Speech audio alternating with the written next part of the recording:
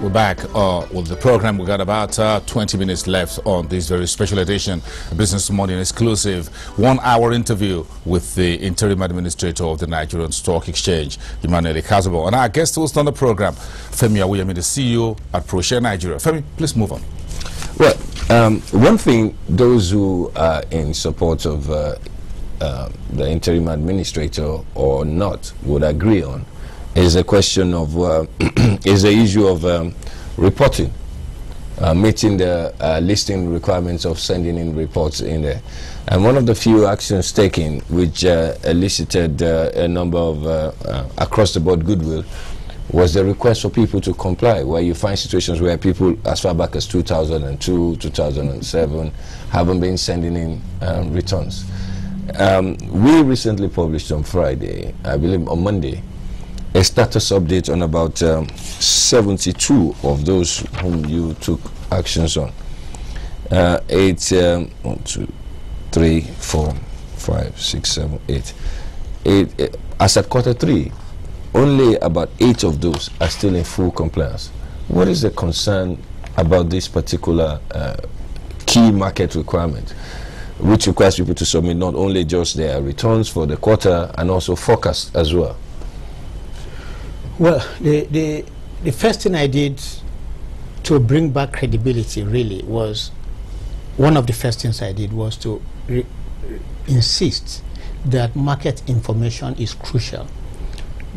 Capital market is information driven, and there is no way you determine prices of stock without having the fundamentals to know exactly on what basis you want to determine the price of your stock.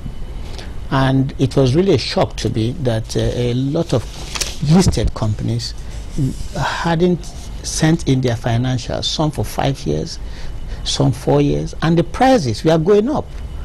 And so we had to give a directive that any company that does not send in their financials as at a particular date, we're giving them 30 days notice to send in those financials, which most of them eventually did.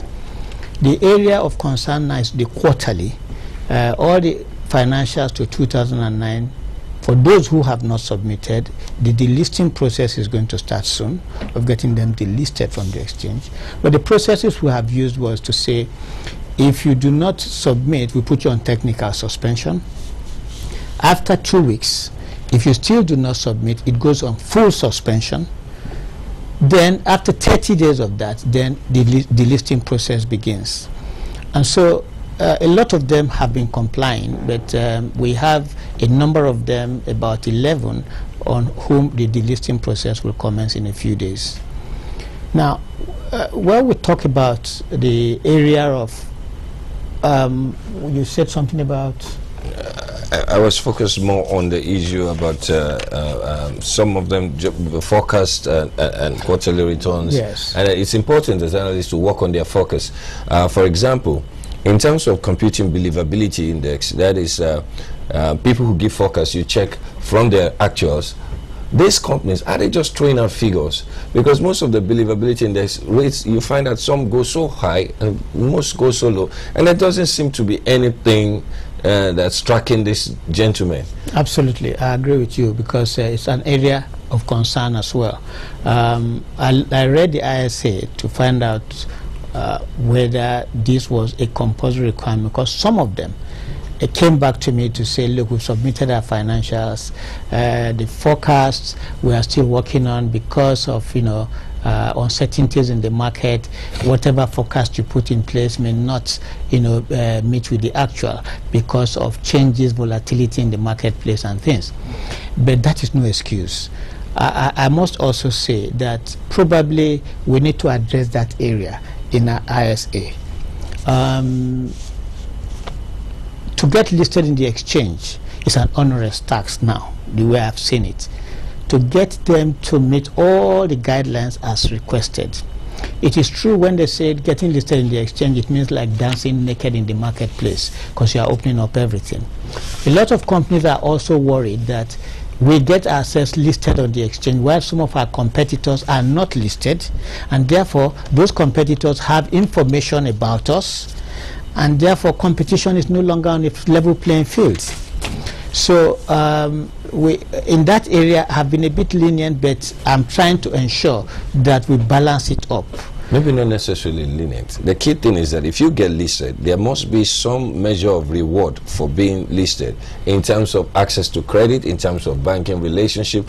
And that argument, which had always been the argument in place for quite some time, it's not tenable. There are rules you knew. They cannot take the advantage and complain about the imperatives of the advantage they're enjoying. And I think that rather than be lenient, the key question is that we better have a fair and level playing field that we understand. Maybe what we should be doing is seeing how they take the advantage in terms of access to credit, like the Brazilian Stock Exchange does. When you are also there, it makes something happen for you in terms of how people rate you, suppliers, credit. They know fully well that you operate at a particular level. Rather than kill your competition. Because my point is that you have always said that, how do people pick prices? How do you determine price movement? We cannot go back to one of the questions that I would like to ask in the issue of how would you determine insider trading? How do you determine price manipulation? If the first fundamental basis of operating, producing your results on time, producing forecasts, which should naturally guide price movements, are not in place at all. No, but for producing your financials now is in place, because they all know that we do not, there's zero tolerance on that. It's only in the forecast area, I would say, we have not been that strict for now. Quarterly returns. The quarterly returns we are going to be very strict on, because most of them now, notices went out on Monday, 2 days ago, that all those that are behind on their September return, that's the last quarter return, are given 2 weeks within which to send it in, or appropriate sanction will be taken against them. So in that area, we are still, we are not tolerating a situation where quarterly returns are not submitted as and when due. In fact, we are moving towards a situation where we even want the companies to give us what day we should be expecting their quarterly return and time, so that investors know that on that day and time, the quarterly return of that entity will be published. Or will be the earnings calendar. The earnings. Yes, Isn't that why we have the facts behind the figures, which is supposed to be a calendar type thing? Well, not necessarily, because I think, the facts behind the figures is good, but a lot of people say, well, there are figures, but there are no facts. Ikhazoboh?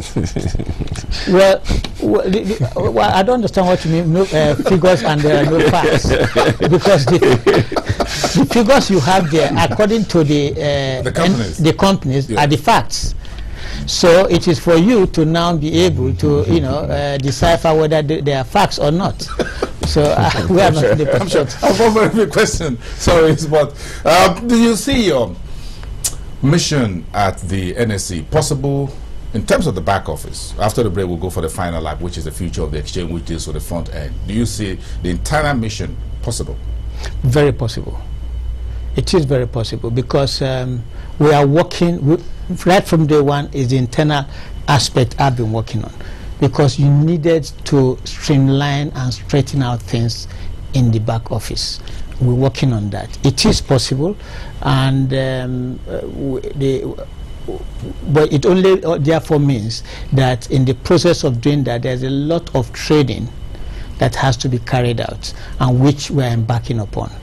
So be rest assured that before I leave office, to a reasonable extent, I'll ensure that the back office is in proper order. All right, we're going to ask the question, when do you leave? After the break. Emmanuel Ikhazoboh, live to you from here on Channels Television, and our guest host on the program, Ikhazoboh Awoyemi, the CEO of ProShare Nigeria. We're back in 1 minute. We'll look at the future of the stock exchange, very key issues of demutualization. And now, having shortlisted at least about 10 candidates to take over the job of Professor Ndi Okereke on UK, when will the unveiling be?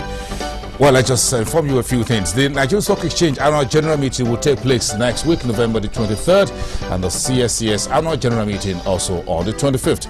Emmanuel Ikhazoboh is expected to appear before the Senate and the House also next week. A very busy one for the man who is the head of the NSE, presenting his first 100 days in office. We'll be back.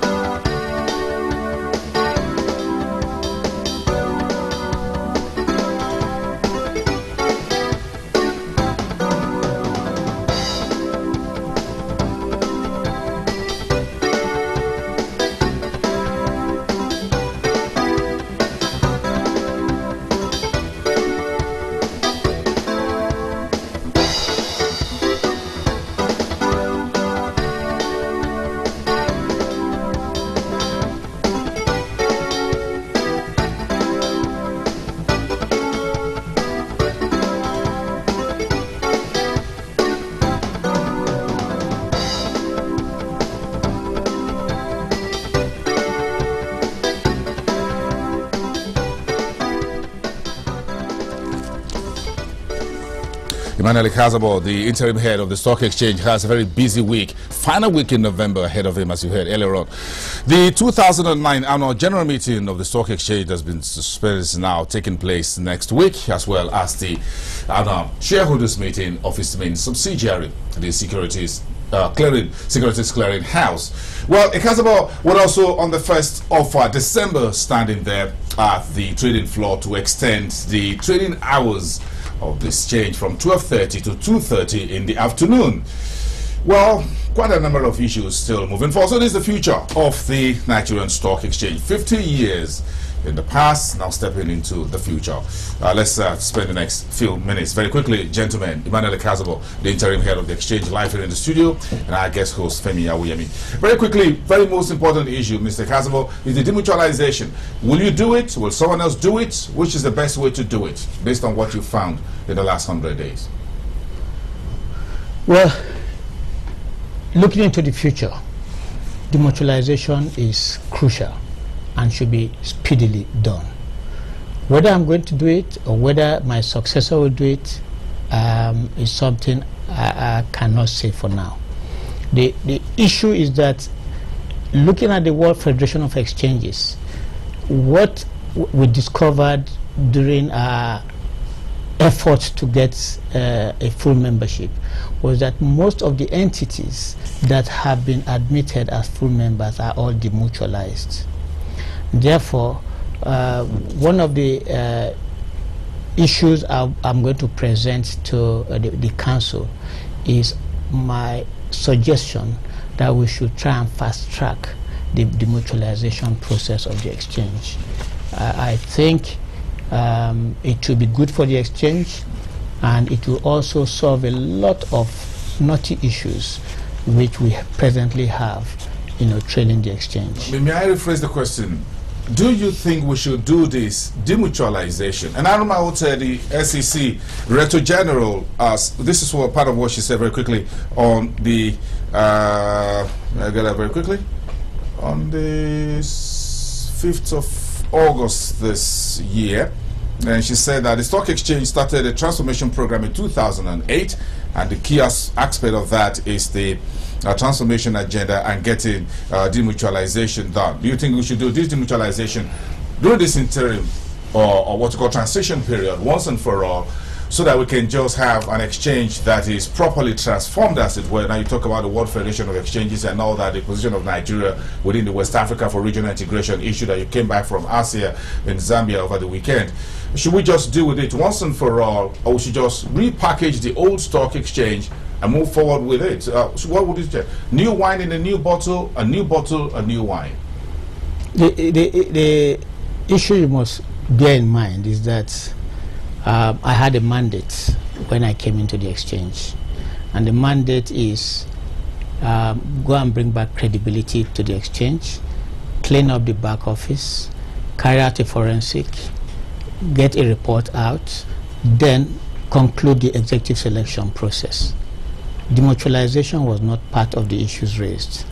However, in the process of carrying out my assignment, it is becoming clear to me that it's an area that the regulators should look at. And I think, therefore, that is, like I said earlier on, is an issue I'm going to present to the council, and it's for the council to take a decision on that. That couldn't have been better put from our own understanding as analysts in the market. One other concern we also have in the market is the issue of licensing other exchanges, maybe like an OTC, maybe even another entire new exchange. Would the regulators be publishing rules that will guide such thing? Because it seems as if perhaps that over-concentration on a singular exchange makes some small issues look like very big issues. We need an OTC type exchange. Would that be in place? Would it be something you would also be involved in? Well, it's a great competition breeds efficiency. So that could be one of the reasons why you would think about having another exchange. On the other hand, you also discover that globally exchanges are trying to concentrate and integrate to form one exchange. So we need to balance both and ensure that even if we decide not to have another exchange, let's find a way of making the exchange we have very efficient and global in standards are maintained. Yeah. When is the new Director General coming in? Well, we're aiming towards ensuring that we'll have one in place by end of December. Which means that he should be in place by first quarter of next year. Formally in office? Yes. Would that be a CEO or a Director General? I don't know. Honestly, I don't. Because for a CEO, it means it's a demutualized exchange, because it has a board of directors. For a mutualized exchange, I think what you'll be having should still be a Director General, because you have a council in place and things like that. What about the MEMATs, the Memorandum and Articles of Association of the Stock Exchange? How are you sorting that out, which is the precursor to a demutualized exchange? We understand a number of knotty issues there. Who are the real owners of the stock exchange in the past, in the present, and moving into the future?